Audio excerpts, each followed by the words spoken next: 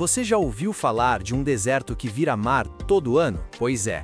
No meio do Kalahari, um dos lugares mais secos da África, existe um milagre chamado Delta do Okavango. A água doce vinda de Angola, a milhares de quilômetros de distância, viaja meses pelo deserto e nunca chega ao mar. Em vez disso, ela se espalha em silêncio por 15 mil quilômetros quadrados de areia, transformando o nada em um dos ecossistemas mais ricos do planeta. Aqui, leões nadam entre ilhas, elefantes cavam poços que salvam dezenas de espécies, e pássaros andam sobre folhas d'água como se fossem Jesus da vida selvagem. Mas esse paraíso está em risco. Barragens, clima mudando, caça ilegal e o mais assustador? Se o pulso da inundação falhar, tudo isso pode virar areia de novo, em menos de uma década. Hoje, vamos entender como a água vence o deserto e por que proteger o Okavango não é luxo, é emergência. E a história começa lá no topo das montanhas de Angola, onde tudo nasce, sem que ninguém veja. Imagine uma gota de chuva caindo nas montanhas de Bié, em Angola. Ela não sabe, mas está prestes a embarcar numa jornada épica de 1.600 quilômetros, sem nunca ver o oceano. Ao invés disso, essa água, junto com bilhões de outras, forma o rio Okavango, que flui em silêncio pelo sul da África até bater de frente com o deserto do Kalahari. E aí acontece o impossível. Em vez de secar, a água se espalha, graças a uma falha geológica antiga.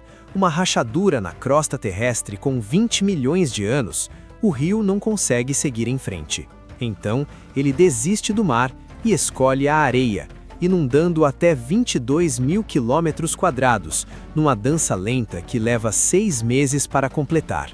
Esse é o único delta interior do mundo, um oásis que não deságua em lugar nenhum, mas se infiltra, evapora ou some nas dunas. Na estação seca, o Okavango quase desaparece, reduzido a poços isolados cercados por areia quente. Mas entre maio e setembro, a grande inundação chega, transformando o deserto árido em um labirinto de canais, ilhas flutuantes e pântanos verdes. As árvores crescem em cupinzeiros elevados, criando ilhas que viram refúgios para aves, leopardos e até rinocerontes. É como se a terra tivesse feito uma armadilha de vida, onde a escassez vira abundância e a aridez, berço. Mas não é só beleza. Esse ciclo é um relógio ecológico perfeito. Cada gota que chega define quem come, quem procria, quem migra e quem morre. Elefantes nascem na cheia para terem meses de alimento. Aves aquáticas chegam no auge da inundação para botar ovos em segurança. E até o fogo, que queima os papiros secos no verão, é parte do renascimento, liberando nutrientes para o próximo ciclo. Tudo aqui é conectado por água, que veio de tão longe só para dar 1 segundo de vida ao deserto. E justamente por isso, quando essa água deixa de chegar, tudo desmorona. Mas quem está ameaçando esse fluxo sagrado não está nem na África. No Okavango, não basta ser rápido ou forte. Você precisa ser aquático, ágil e social. Os leões locais, por exemplo, nadam entre ilhas como se fossem felinos anfíbios, perseguindo antílopes exaustos que tentam cruzar canais. É um comportamento raro em toda a África, nascido da necessidade. Na cheia, a terra firme some, e até os reis precisam se molhar. Mas nem todos os predadores usam força. Os cães selvagens africanos, com 80% de sucesso nas caçadas, contam com cooperação extrema. Um bando inteiro regurgita carne para alimentar filhotes e fêmeas em amamentação. E ainda assim, eles perdem presas para crocodilos do Nilo, que emboscam nas travessias como monstros de um conto ancestral. Mas os verdadeiros arquitetos do Delta não são os caçadores, são os engenheiros da paisagem. Os elefantes africanos cavam poços com as presas em leitos secos, criando fontes de água que salvam suricatos, impalas e até leões na seca. Eles derrubam árvores fracas, abrem clareiras e espalham sementes por até 65 quilômetros, regenerando florestas inteiras. Já os hipopótamos, gigantes de até 3 toneladas, são os mestres das águas rasas.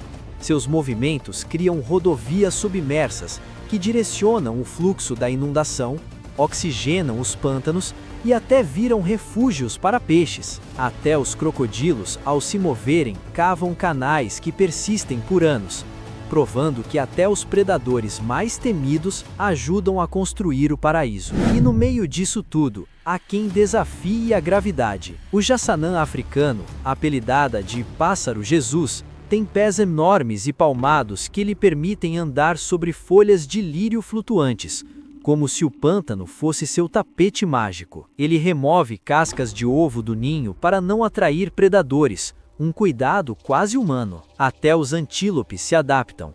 O lécheve vermelho tem pernas traseiras mais longas para correr em águas profundas, enquanto o citatunga nada e mergulha para escapar de leões. Cada espécie aqui não só vive no delta, ela o reinventa.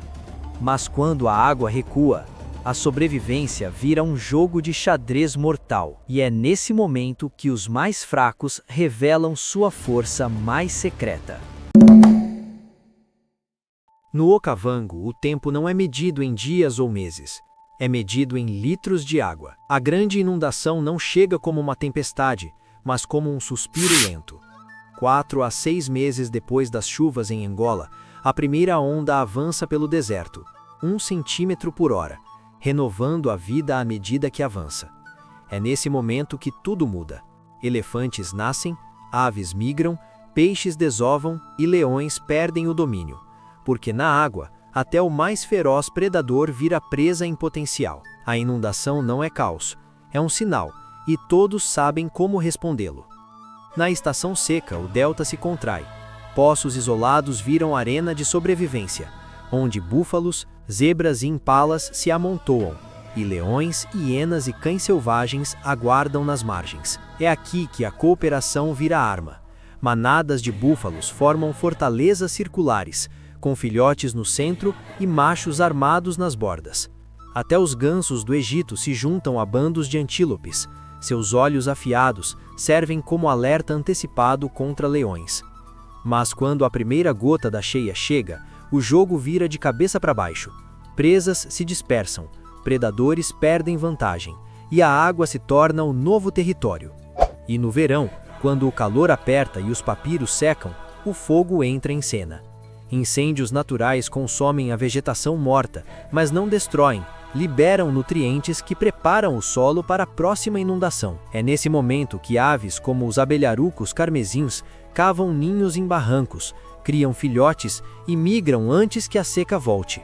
O ciclo é claro: seca, concentração, cheia, explosão, fogo e renascimento.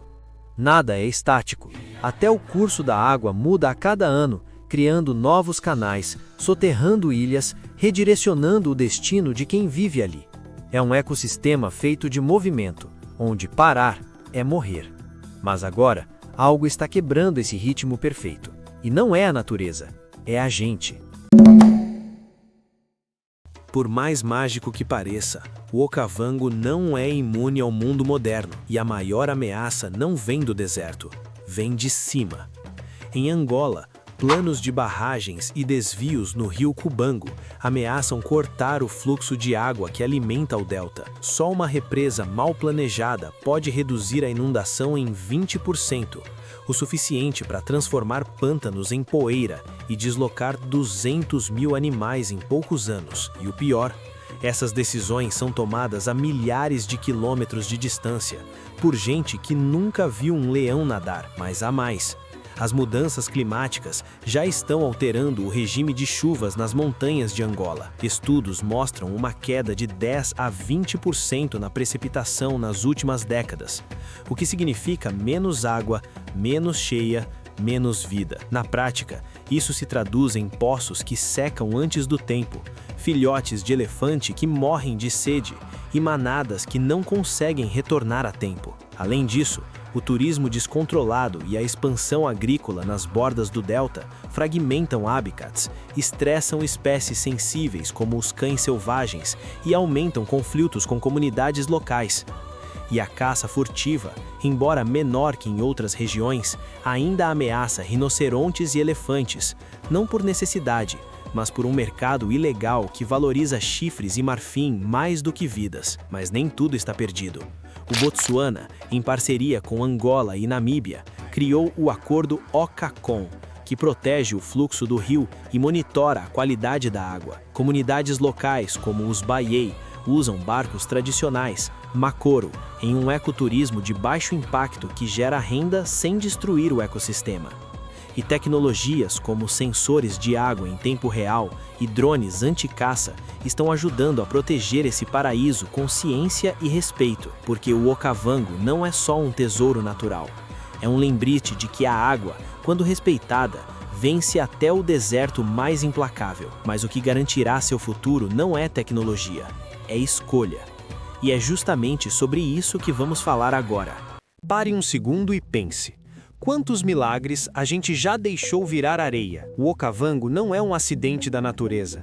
É o resultado de 20 milhões de anos de equilíbrio, milhares de quilômetros de jornada e milhões de decisões silenciosas de animais que aprenderam a viver com a água, mesmo no meio do deserto. Mas esse equilíbrio não é eterno. Ele depende de chuvas em Angola, de políticas em salas distantes, de escolhas que você faz, mesmo do outro lado do mundo. Então, não deixe essa história virar só mais um documentário bonito. Compartilhe este vídeo com alguém que acha que deserto é só areia e calor. Comente abaixo. Qual animal do Okavango mais te surpreendeu? E mais importante, se inscreva e ative as notificações, porque estamos só começando. O Okavango prova que a água vence a areia, mas só vence enquanto houver quem a proteja. Até a próxima aventura.